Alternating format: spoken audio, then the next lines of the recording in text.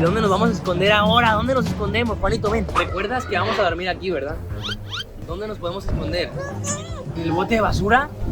¿En el baño? ¿En un árbol? Entonces, ¿dónde? No sé. ¿En un tobogán? ¿En un tobogán? Pero todos están cerrados. Bueno, vamos a intentarlo, porque con estas condiciones todo es más difícil. Por ejemplo, si nos quisiéramos esconder aquí, en estos arbustos, que inicialmente yo pensaba quedarnos detrás de los arbustos, porque como pueden darse cuenta, este lugar tiene muchos arbustos.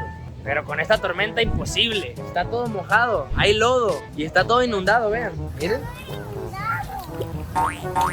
No me voy a dar por vencido, voy a esperar un poco más para ver si esta tormenta se va y puedo continuar con este vlog. Sigan viendo.